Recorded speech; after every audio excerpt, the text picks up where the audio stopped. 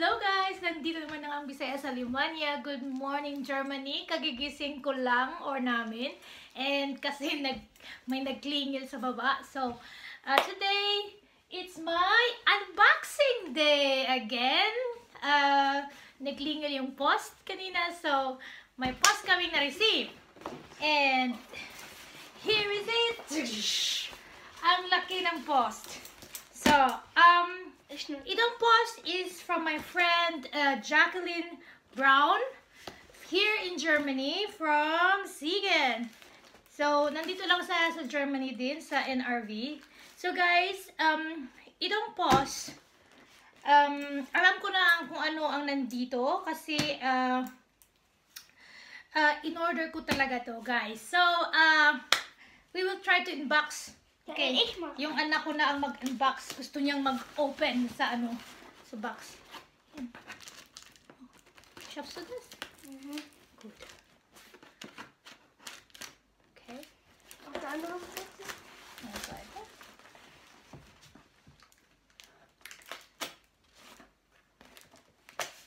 Ayan, guys. Ito, this here. And you must cut that one also.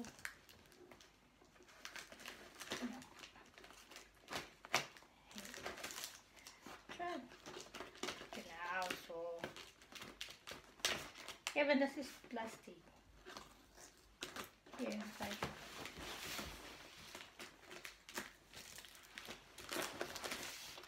Here. You must open here. Yeah.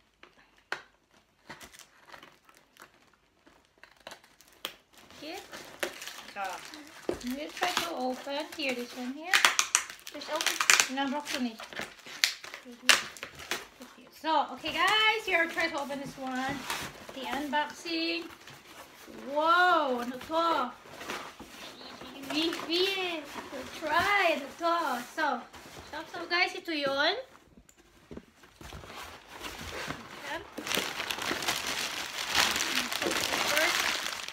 Wow! So, is mir das gut? What Das is komisch ist. Das ist so komisch. Sa Filipino siya, bro. And guys, may tayo. This is coconut bread. Ayan, we have, nag-order ako ng coconut bread. I have 2 boxes of coconut bread. Nochmal. We have pandesal, guys. 3 packs of pandesal. Ayan. Oh, das ist kein was. That is, sa atin masarap to, diba? Ayan. Ein spezielles Brot. Ja, das ist Spanish Brot, ich glaube. Spanisch? Yeah. And we have this one here. Wow, thank you for this one. Ang sarap nito. Ayan. Ja, also. And then, Das schmeckt nicht lecker. Genau, das ist sweet. Süß. And guys, we have also extra, this one here, Conchita. Ooh. Aufschneiden. Hey, lelijk aufschneiden. Here, you can see this one. Ah. Heavy. Yan. Wow. Thank you. Scooped. Yan, guys. Yan ang nasa aming box. Ayan. So guys, nandito tayo ngayon sa kitchen kasi magta-try tayo sa in-order ko. I will try my order, guys, yung binili natin. So here, guys. Gusto kong yung coconut, may coconut siya, di ba? So we will try to put that one in the kunchinta. Normal, it's fresh, but I think it's better to have kasi kasi siya i-deliver ng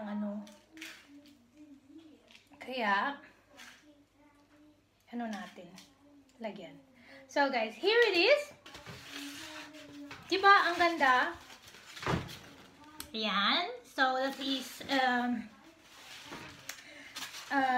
the kuchinta, guys. So, if you want to order this, guys, try to find my friend Jacqueline Braun.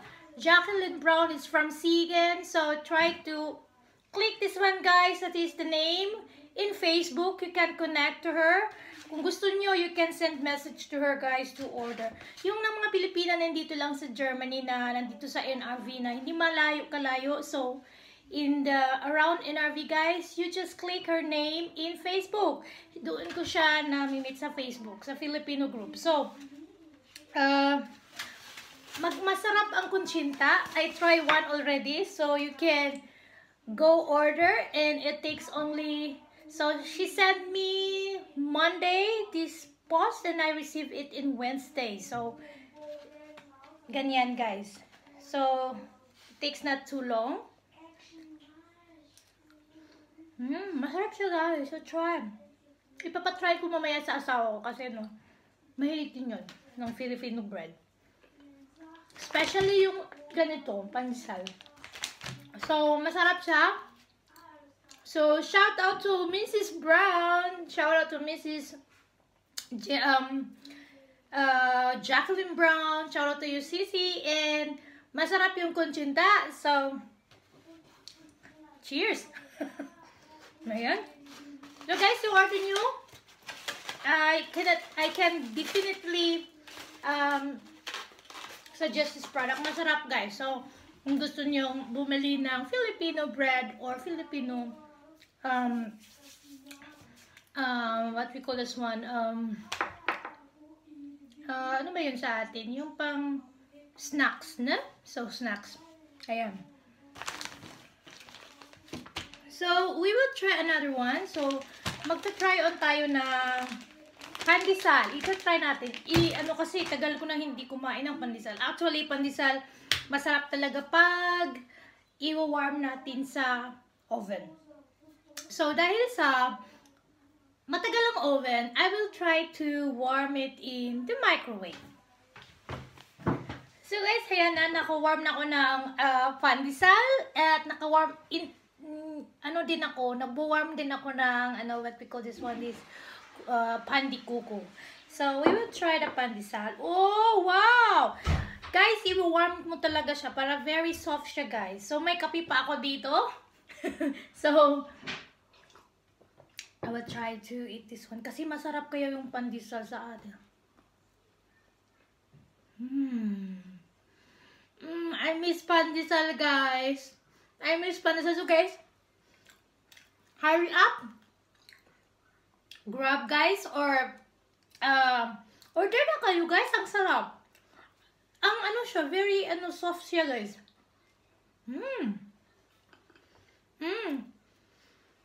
Guys, very soft talaga siya, guys. So, guys, order na kayo. Order na kayo, guys.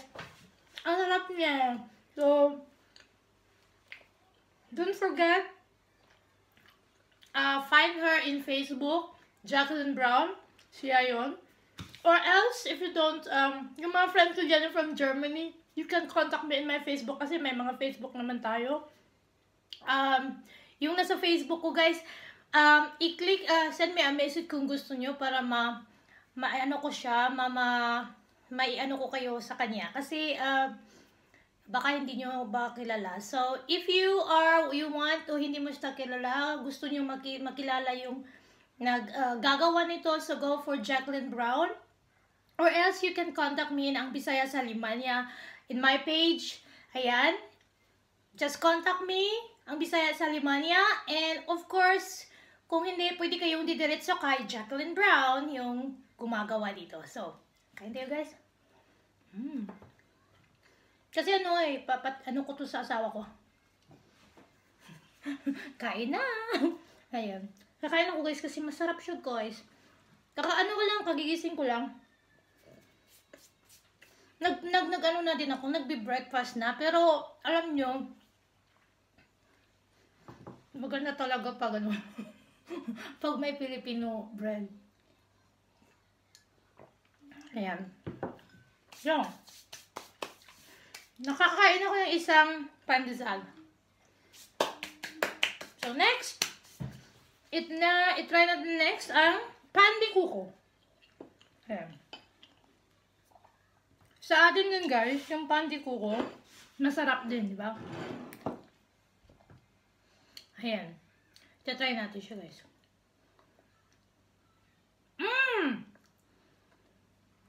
Alam nyo, guys, yung ang pinaka-best dito, yung laman. Yung laman sa pandikoko. Ang laman niya guys, ang daming laman. Tingnan nyo guys, one bite ko lang. Nakita ko na yung laman sa pandikoko. Ang sarap. Ito ang real. Kasi pag pandikoko talaga, dapat maraming malaman talaga yung, maraming laman yung pandikoko. So, maraming coconut yung nalagay sa loob. So, sis, ang sarap. Ang sarap ng pandikoko mo, sis. Guys, ito talaga guys, ang daming laman. Full ang laman niya guys. So guys, don't forget to check her out guys. Kayong nandyan yung mga Germany nga mga friends ko na nandito sa NRV, mag-order na kayo before Christmas.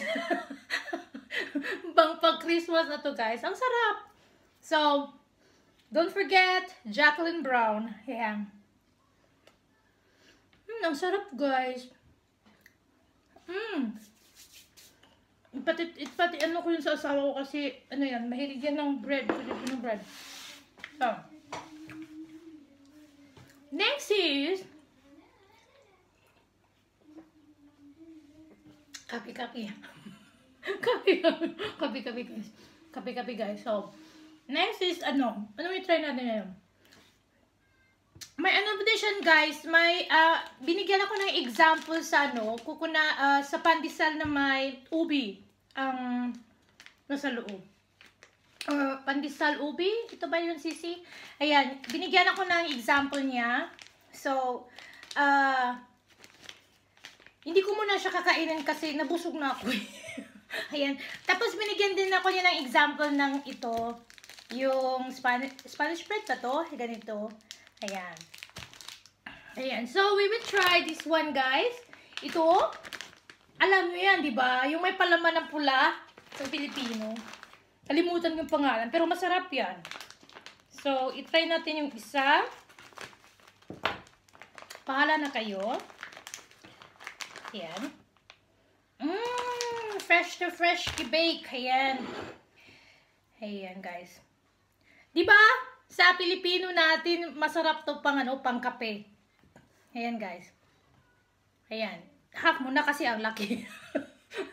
Ganyan ako kakain, guys. I-ano ko muna yung hahatiin ko muna siya, guys, before ko kakain kasi ang laki. Ayan, hinati ko na naman.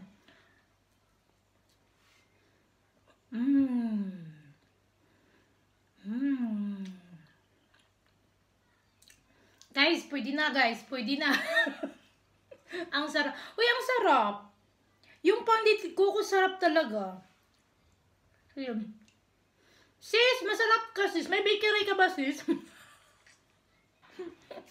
Guys, ang sarap guys. I like this food. So, ipatatry on ko yun sa asawa ko. Sis, masarap sis. Masarap. So guys, yan na ang aking video ngayon. Maraming salamat. Kakain muna ako. Nakakahiya kasi pag uubos ako na sa camera. Uubusan ka na sa camera. So, yun guys, unboxing and mukbang. Ang sarap ng bread ni Miss Jacqueline Braun. Shoutout sa'yo. Don't forget to check her out. And of course, pag hindi nyo kilala sa Facebook, just drop in my page, AngbisayasaAlemanya page Facebook. Mag-send kayo ng message, tapos sasabihin ko kay Jacqueline na nag-order kayo. Para naman, at least, kung gusto kayo ng Filipino food, ayan, nandyan si Miss Jacqueline Braun. Mga bread niya masarap. Marami siyang bread, but ito lang kasi yung inuna ko. Kasi tagal ko nang hindi ko nakakain ng ganito. So, yung pandikoko, yung pandesal, yung may bread na pula, and of course, kunchinta. So, see you guys. Thank you very much for watching. Bye guys.